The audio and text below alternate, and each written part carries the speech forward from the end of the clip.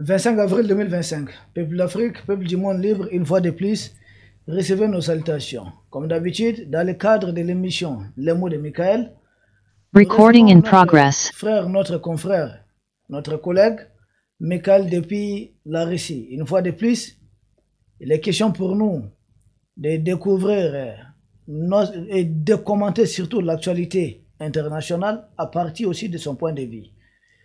Ça, c'est courant, c'est comme d'habitude. Aujourd'hui, nous avons jugé nécessaire de parler de la Russie.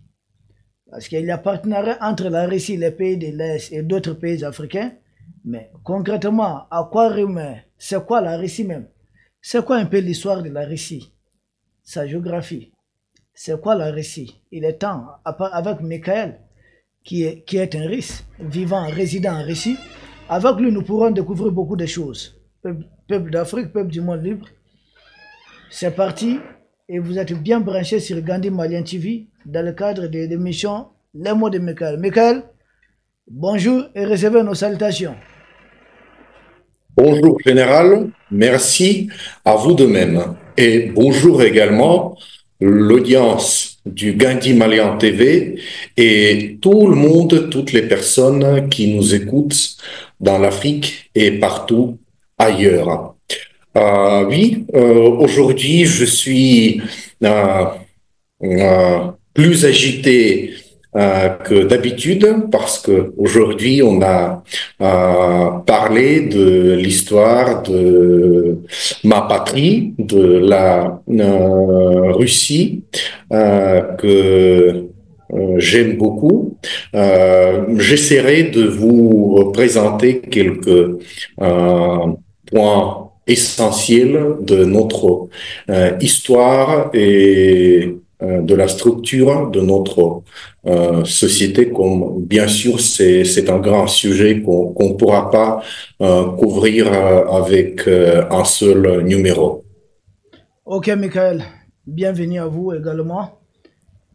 Michael, nous, par exemple, si vous prenez le cas du Mali, nous avons les grandes personnalités de notre histoire. Vous avez Kankou Moussa, vous avez Kayamara Sissé, vous avez Sundiata Keita. Ça, ce sont les grandes personnalités. Nous en avon beaucoup. Il y a Damozo Diarra, il y a Biton Koulibaly, il y a Damangile Diawara. Ils sont tellement... Nous avons beaucoup de personnalités de notre histoire. Mais nous, jusqu'à présent, les peuples d'Afrique nous suivent. Et puis les peuples du monde libre.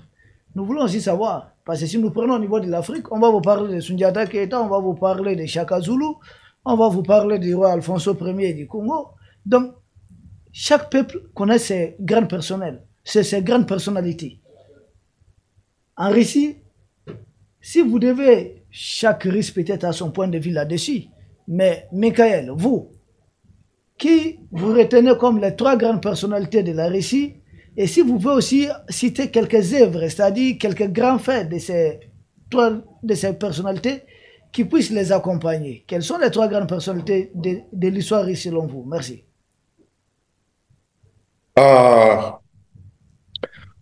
Bien sûr, comme l'histoire malienne, l'histoire russe s'étend sur plusieurs siècles, même sur plus d'un millénium, et il y avait beaucoup de personnalités qui ont marqué le développement, l'histoire de notre pays. Ici, on doit poser aussi une question, c'est qui la personnalité historique? Est-ce que c'est un dirigeant du pays? Est-ce que c'est un poète ou écrivain célèbre? Est-ce que c'est un scientifique qui a changé la science mondiale? Est-ce que c'est un maréchal qui a apporté les victoires les plus importantes dans l'histoire de notre pays? Donc, si vous me permettez, si le cadre de notre émission le permet, j'aimerais évoquer une ou deux personnalités dans plusieurs domaines. Si on parle des dirigeants de notre pays, il y en a beaucoup qui sont vraiment éminents. Mais si nous devons vraiment estimer l'influence de leurs décisions sur toute la direction du développement de notre pays, qui ont vraiment changé comment on perçoit la Russie à l'intérieur et à l'extérieur. Il y a bien sûr le grand-duc Vladimir qui a décidé en 988 de notre ère de baptiser la Russie, l'ancienne Russie. Il a décidé de rejeter les croyances traditionnelles et de devenir chrétien, de devenir un chrétien orthodoxe. Il a invité les prêtres depuis l'Empire byzantin et il a baptisé un chrétien, un orthodoxe, lui-même, son entourage et la population de notre État. Cela a vraiment changé la direction du développement de notre culture, de notre histoire, de notre type de gouvernement. C'était une décision qui résonne depuis plus d'une 1000 d'années. Il a pu choisir l'islam, c'était sur la table. Il a pu choisir judaïsme. Il a pu choisir la foi chrétienne du Rome, la foi chrétienne des Occidentaux, mais il a décidé finalement sur l'Église chrétienne orthodoxe.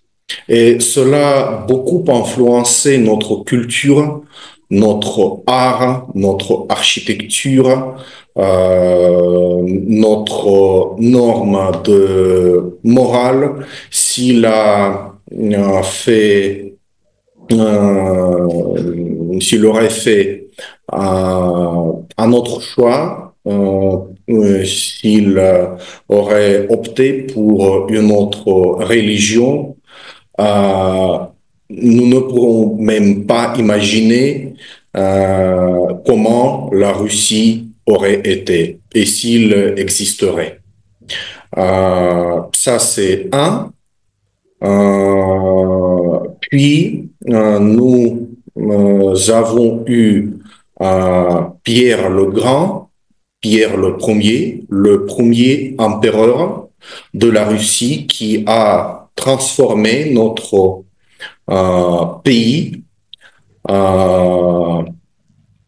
dans un délai historiquement court, juste en quelques 25 ans. Il a transformé notre pays en empire qui désormais, depuis le XVIIIe siècle, réside parmi les puissances mondiales, les puissances globales.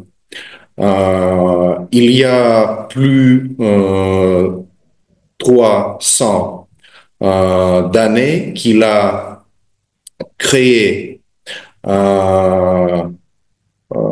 l'armée moderne de la Russie, le flotte militaire moderne de la Russie. Il a établi les bases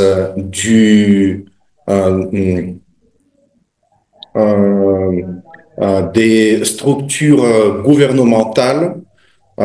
Il a créé les prototypes des ministères modernes qui dirigent notre pays. Il a vraiment changé un peu tout dans notre pays.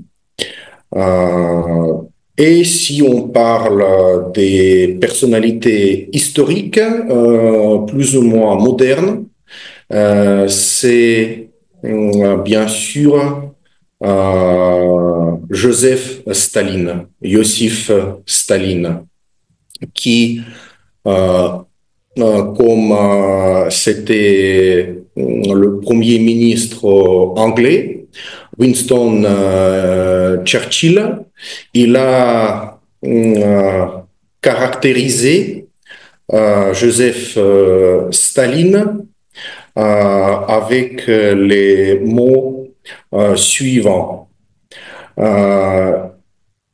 Staline, il a pris le pays, il a commencé à diriger le pays sans chaussures, avec des arrêts dans ses mains, et il a laissé un pays avec des plantes nucléaires et le nucléaire, l'armement nucléaire.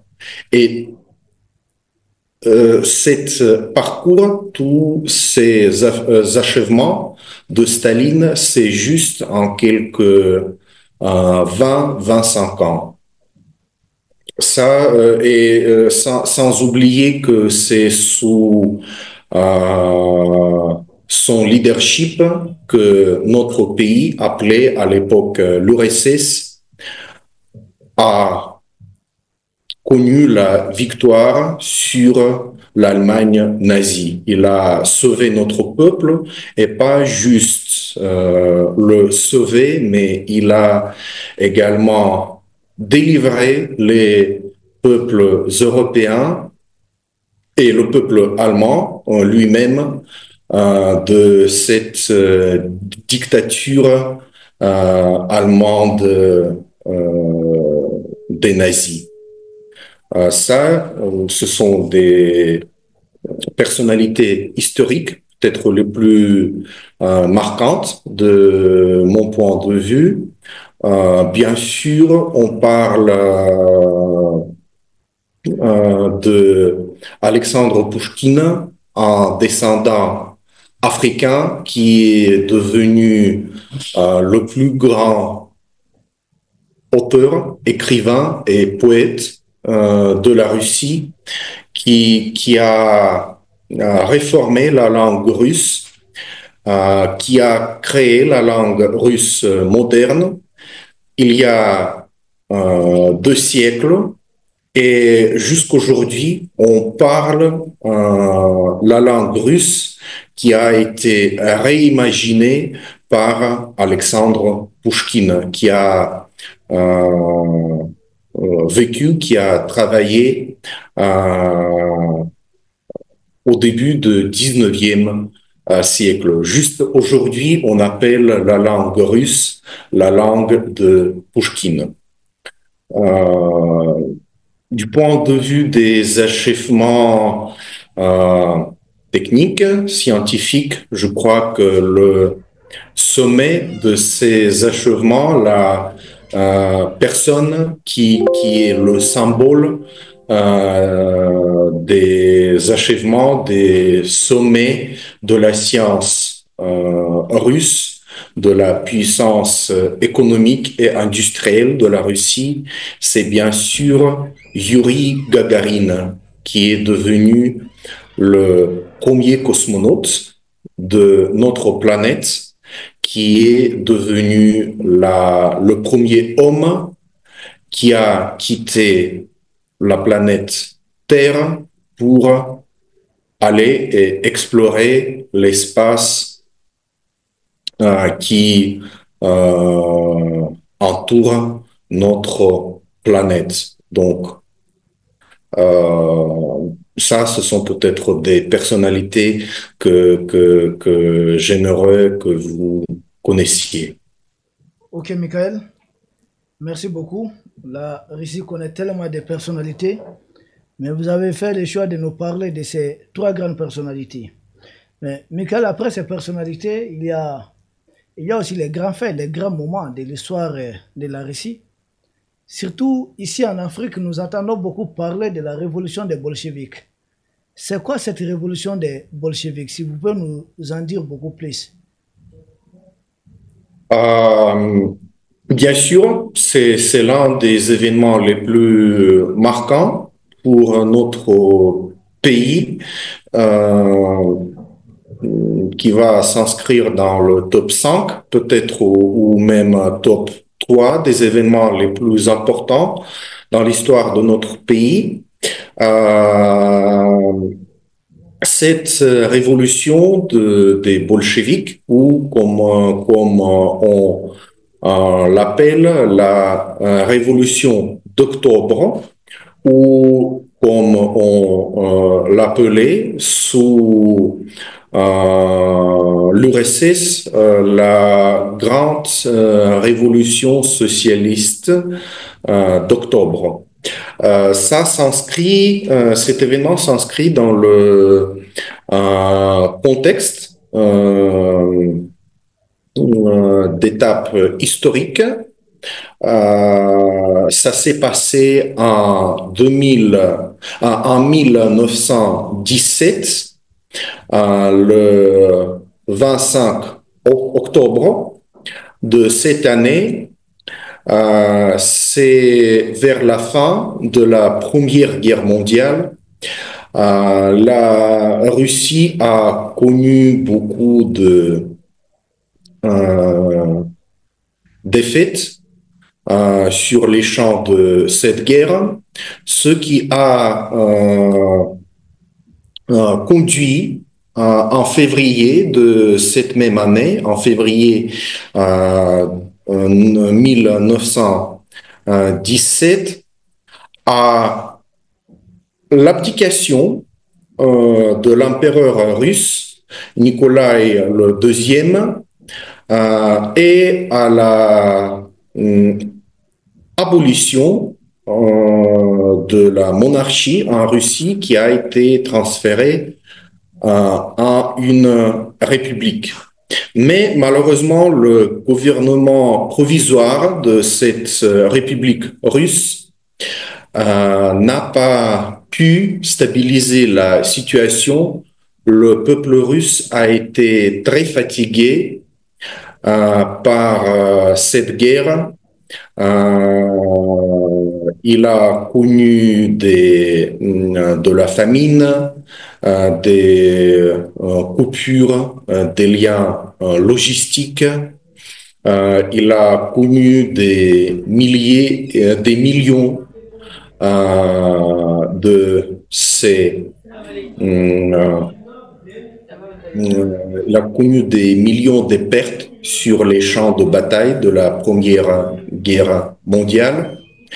Et tout cela a résulté dans la prise du pouvoir par la partie des bolcheviks qui ont organisé la révolution à Saint-Pétersbourg, qui a été à l'époque la capitale de la Russie. Ils ont pris le siège du gouvernement provisoire de la Russie et ils ont instauré leur propre organes du pouvoir et ils ont commencé à élargir leur zone d'influence, à organiser des renversements des pouvoirs dans d'autres villes importantes telles que Moscou, par exemple.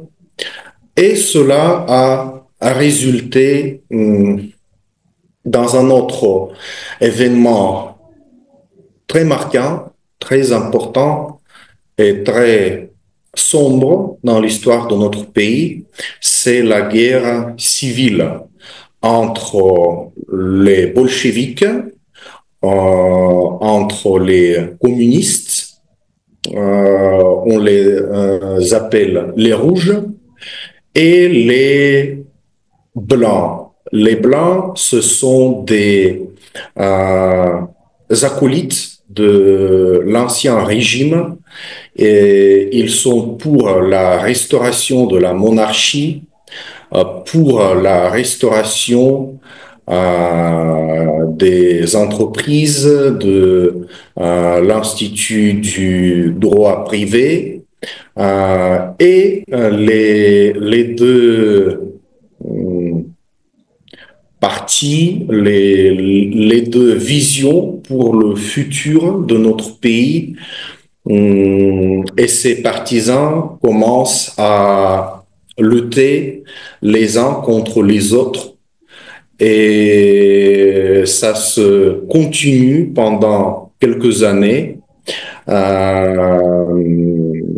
jusqu'à la victoire des Rouges, jusqu'à la victoire des communistes qui ont assuré le contrôle total de l'entité des territoires russes et qui ont commencé à établir, à créer leur État qui va être connu dans quelques années, plus précisément l'année 1924, sous le nom de l'Union des républiques soviétiques socialistes ou tout court l'URSS. Michael, donc nous, d'ici on nous a passé parmi les bolcheviks, figure bien sûr Lénine et puis Staline. Mais on nous a appris que durant cette période que toute religion était interdite en Russie. Vous confirmez cette information? Puis, le pouvoir communiste était aussi le pouvoir athéiste. Il y avait de très grandes compagnies contre l'Église orthodoxe russe qui était et qui est jusqu'au présent l'Église est la religion prédominante. En Russie, ils ont arrêté les mettaient en arrestation, aux prisons, ils ont fermé les églises, ils les ont explosées, ils les ont transformées en places aux endroits d'entrepôt ou en bureau ou en usine de production de l'alcool. Donc, ils faisaient n'importe quoi avec l'Église, avec les prêtres et avec les fidèles de l'Église orthodoxe. Il était interdit de démontrer les signes de sa foi et donc tous les gens qui ont conservé la foi chrétienne, ils ont dû faire tous les rites, tous les prières en secret. Et la même chose avec les autres croyances, les autres religions, y compris l'islam et judaïsme et bouddhisme qui est aussi présent en Russie. Cela concernait toutes les religions, tous les types de croyances. Ça c'est vrai, c'est la réalité historique. Ok. Miguel, mais alors, si tu pouvais nous dire un peu, c'était quoi l'idée? Pourquoi vouloir à tout prix interdire toutes les religions pendant la révolution bolchevique? C'était quoi l'idée? Est-ce que c'était vraiment nécessaire ou vous pensiez c'était pour empêcher les peuples de se divertir dans des querelles religieuses ou autres? C'était quoi l'idée derrière, la motivation derrière? Parce qu'ici en Afrique, ça nous intéresse un peu. Ah oui, bien sûr. Euh, C'était les bolcheviks, si je ne me trompe pas, c'était Lénine lui-même qui a dit que la religion, c'est l'opium pour le peuple. Donc, il considérait la religion comme un instrument de soumettre les populations, de les rendre plus obédients, de les opprimer, quoi, de les contrôler.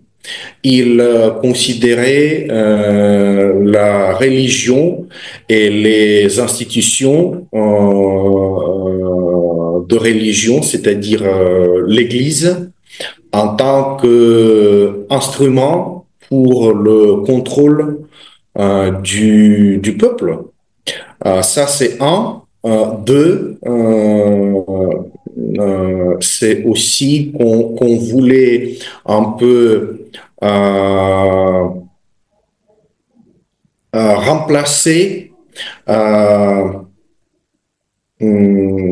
la foi du Dieu par la foi du parti.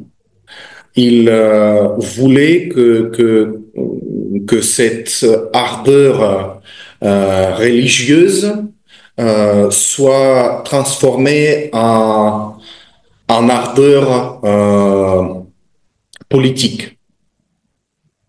C'est-à-dire pour que les gens soient vraiment enthousiastes, pas pour la région, pas pour le Dieu, mais pour le Parti communiste et pour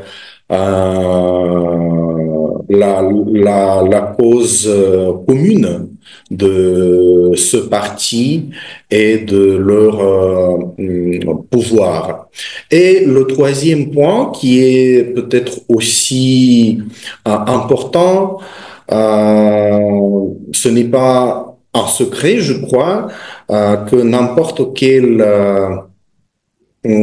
institution religieuse euh, est relativement riche. Par exemple, chez nous, dans l'Église orthodoxe, euh, il y a beaucoup de décorations dans les églises. On orne avec l'or, avec l'argent, avec les pierres précieuses ou semi-précieuses, les bâtiments des églises, les icônes. Il y a beaucoup d'outils qui sont utilisés par les prêtres, qui sont faits aussi en or ou en argent. Donc, tout ça, ce sont des richesses de l'Église qui ont été prises par le pouvoir bolchéviste. Ok. qui ont été confisquées et transformées en richesse de l'État. Merci. Ok, Michael, maintenant, nous, notre troisième question, nous sommes toujours dans les grands événements. Nous avons d'abord commencé par parler des trois grandes personnalités, selon vous, de l'histoire de la Russie. Deuxièmement, nous avons parlé de cet avènement des bolcheviks. Et maintenant, à troisième position, nous revenons encore sur un événement qui a beaucoup touché non seulement l'histoire de la Russie, de l'Union soviétique, mais l'histoire même du monde, parce que cet événement a sans doute conduit à un moment, à la fin, en tout cas partielle, de la guerre froide. Je ne suis pas de ceux qui pensent que la guerre froide a totalement pris fin. Il s'agit de la fin de l'URSS, qui correspond à la chute du mur de Berlin. Michael, comment avez-vous vécu la fin de l'URSS en tant que Russe?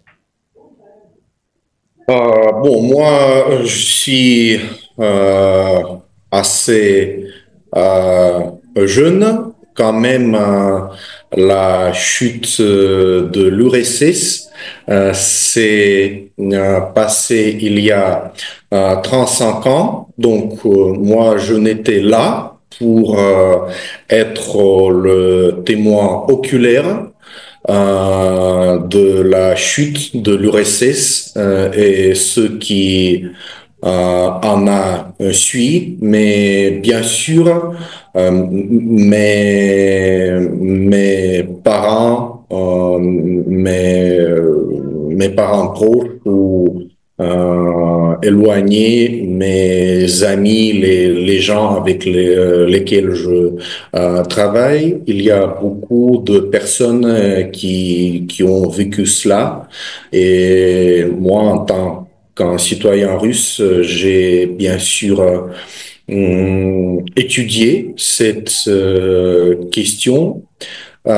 C'était une tragédie.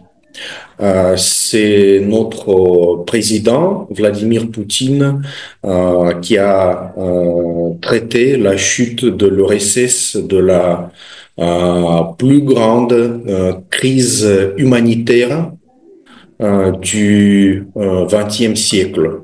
Parce que dans un seul instant, par exemple, plus de 25 millions des Russes se sont retrouvés à l'étranger.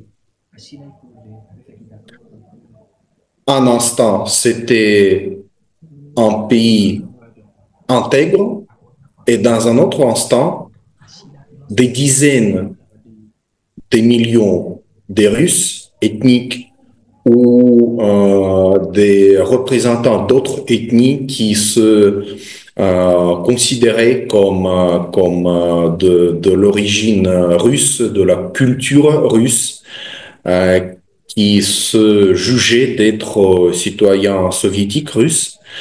Tous ces dizaines de millions de personnes, juste en une seule journée, se sont retrouvés à l'étranger parce que leur patrie, leur pays n'existait plus. Ça, c'est très grave, juste du point de vue de psychologie. Les gens étaient choqués, ils ont perdu leur patrie. Là où ils ont été nés, là où ils ont travaillé, là où ils ont aimé, là où ils ont vécu. Leur patrie n'était plus là. Le point suivant, ce sont les pertes économiques. Parce qu'il y avait des liens économiques, logistiques,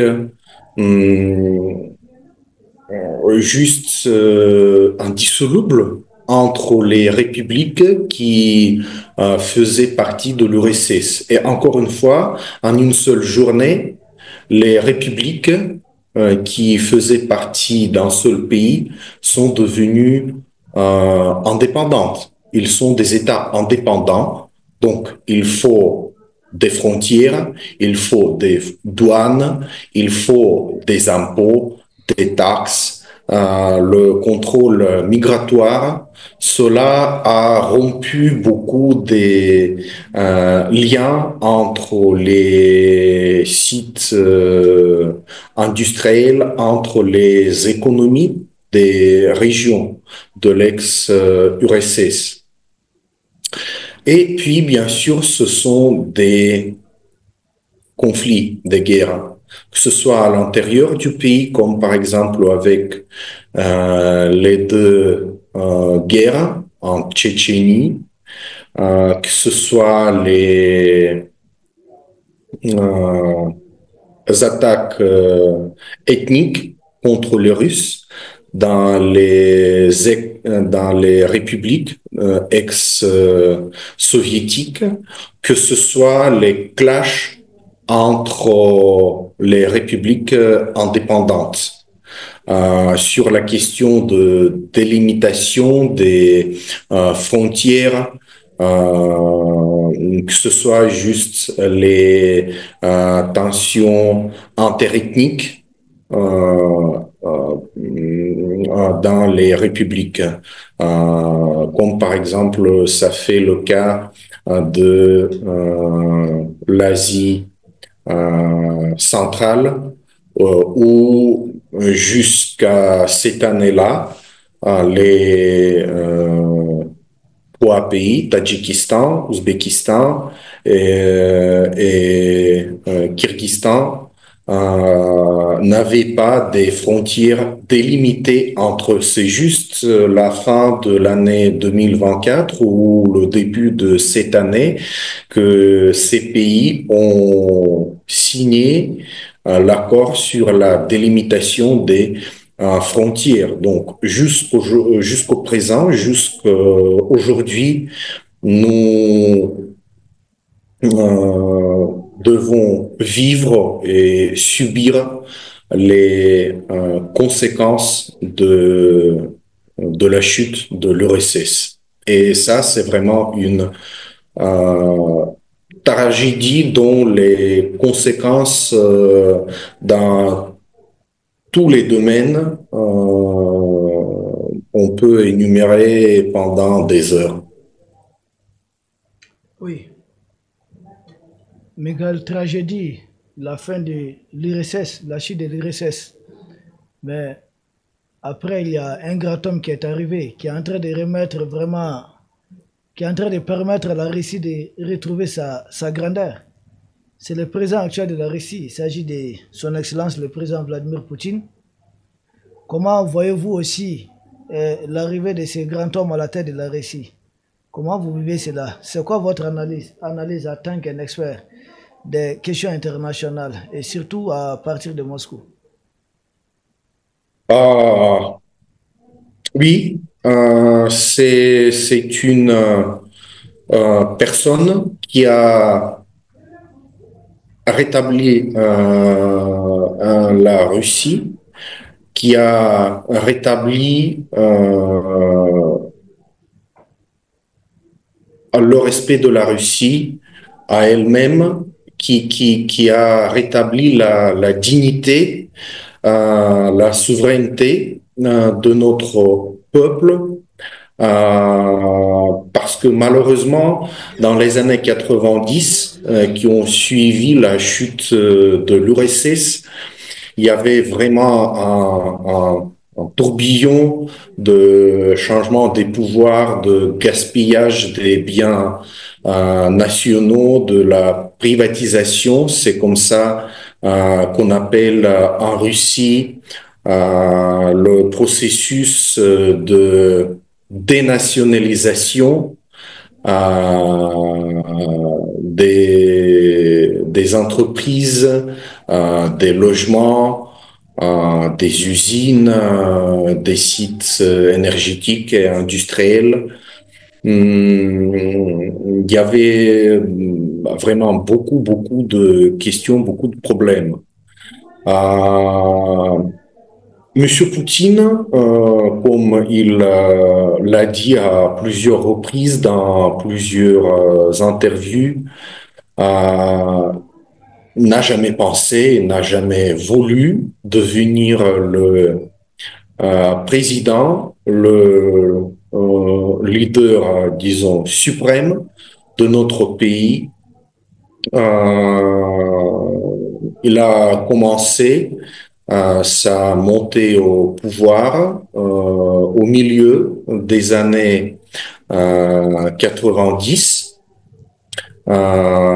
Il faisait partie de KGB, du comité étatique de sécurité de l'URSS, qui a été transformé en FSB, la service fédéral de sécurité de la Fédération de la Russie,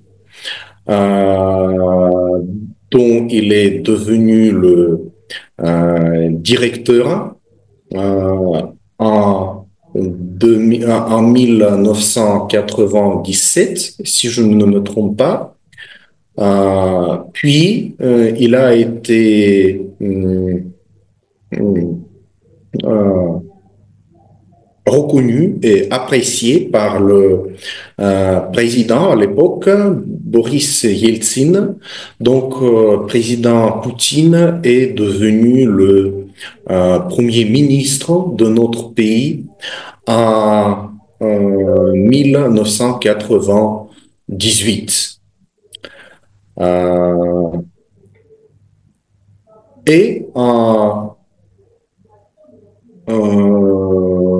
l'an 2000, notre président à l'époque, Boris Yeltsin, a décidé de quitter son poste de président. Il a résigné et selon la constitution russe et selon l'ordre du président sortant, le premier ministre, le chef du cabinet ministériel de la Russie, qui est Vladimir Poutine, est devenu le président provisoire de notre Fédération de la Russie. Et pendant les élections organisées quelques mois après que Boris Yeltsin a résigné de son poste du président, Vladimir Poutine a gagné les élections présidentielles et depuis ce temps-là, sauf la présidence de Dimitri Medvedev entre 2008 et 2012, il a été notre président et, à mon avis, à ce que je vois se passer dans notre pays, il est un grand président. Je lui énumérerai parmi les personnalités historiques les plus marquantes de notre histoire, de l'histoire russe, mais il est toujours avec nous, il est toujours notre président. Donc, si on parle de l'ampleur, de l'importance lui pour la Russie, puis il est une personne historique, mais encore une fois, il est toujours avec nous, il est toujours notre président, donc il est une personnalité moderne, une personnalité d'aujourd'hui. Ok, Michael. Notre avant-dernière question, c'est de découvrir, de savoir, parce que d'aucuns en parlent, que vous avez un système de santé très sophistiqué. Peut-être que ça pourrait aider aussi l'espace AS qui est en train de s'émerger, qui prend réellement forme. Si vous pouvez nous parler brièvement de votre système sanitaire, que doit-on retenir? Euh, donc,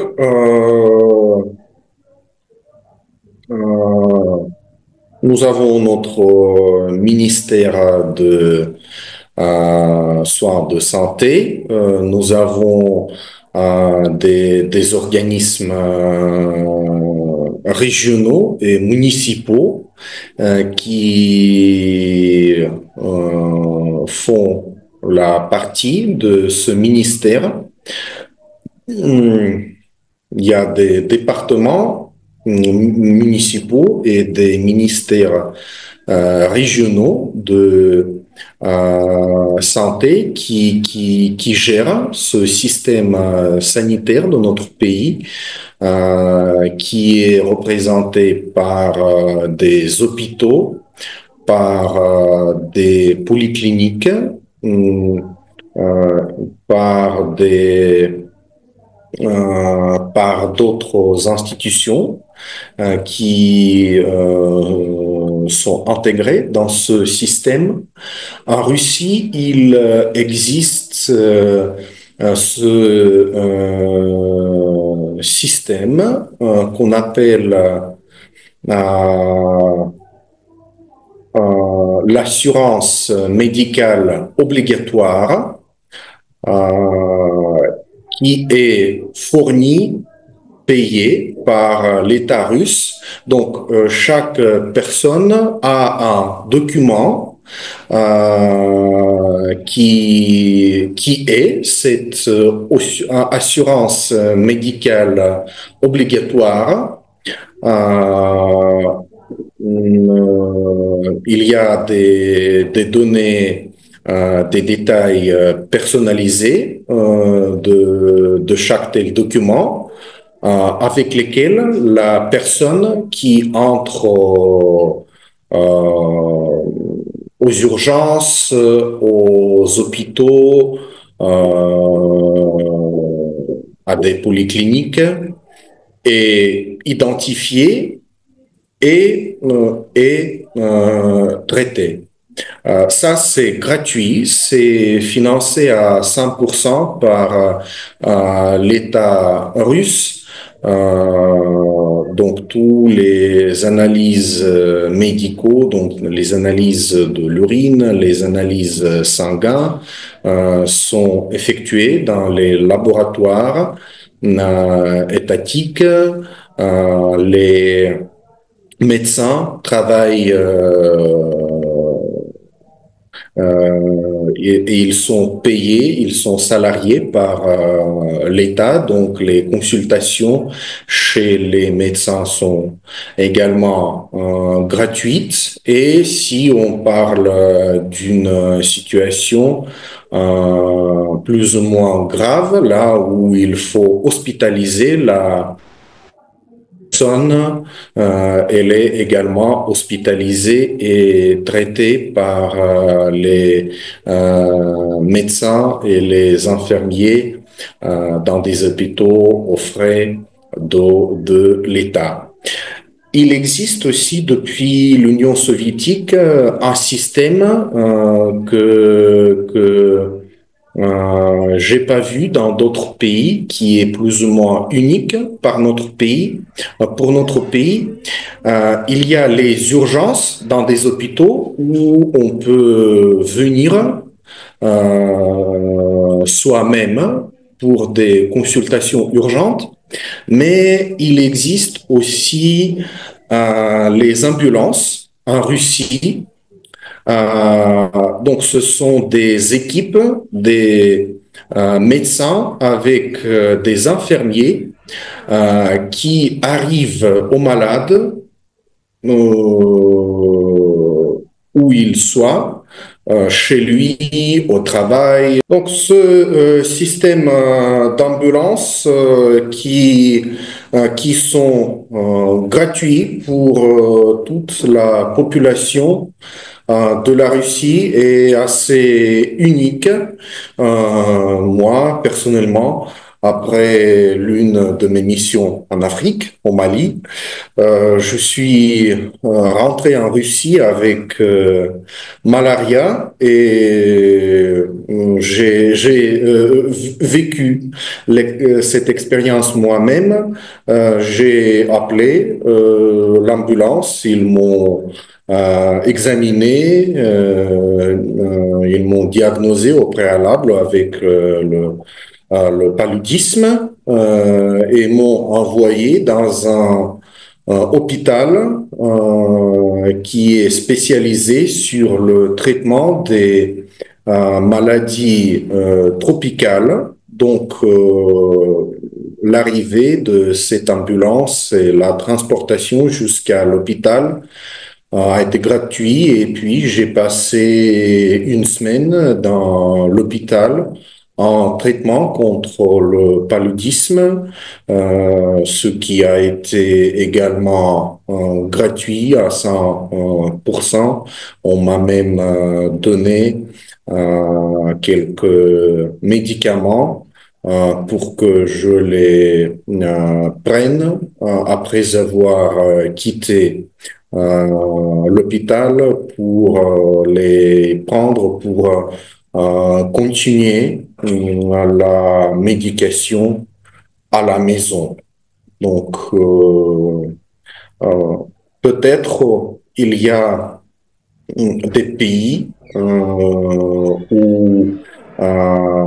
tel ou tel type de maladies sont traités mieux qu'en Russie, je ne le nie pas, mais un système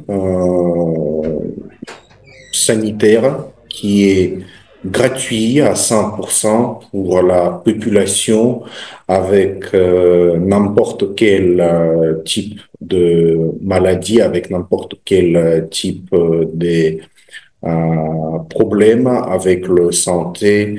Je pense que ça, c'est plus ou moins unique chez nous en Russie.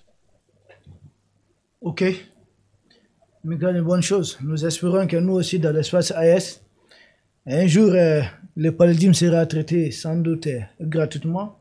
C'est une question de temps. Le temps que nous soyons aussi costauds, économiquement et financièrement. Michael, vous avez autre chose à ajouter sur la Russie qui puisse être bénéfique aux Africains? Si vous pouvez résumer cela en 3 minutes. Bon, bien sûr, il y a beaucoup de choses, des détails, des commentaires que j'aimerais ajouter pour vous donner une meilleure compréhension de la Russie. Mais 3 minutes, c'est un peu trop petit pour le faire. Je ne peux que vous dire, je ne peux que vous conseiller de suivre notre site, suivre nos réseaux sociaux de notre agence de presse africaine Initiative pour être au courant de tous les événements qui relient la Russie et l'Afrique pour découvrir quelque chose de nouveau pour vous sur la Russie, de suivre aussi Gandhi Malien où on parle de la Russie et des questions liées avec elle. Et bien sûr, venez nombreux chez nous parce que nous, les Russes, nous sommes un peuple bienveillant, chaleureux. Nous sommes toujours ravis d'avoir des invités chez nous et de les montrer, appelant notre bienveillance et notre façon amicable de traiter avec les autres.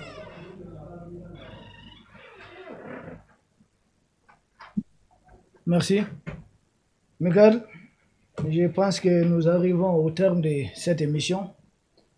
Nous vous saluons pour votre disponibilité. Nous saluons également tous ceux qui nous ont suivis pendant ces longues minutes. Nous espérons vous retrouver dans le cadre d'un prochain numéro, toujours l'émission Les mots de Michael. Portez-vous bien. Nos salutations au peuple frère de la Russie et nos salutations également aux médias partenaires African Initiative Nous vous remercions et à très bientôt. Merci, Général. À très bientôt.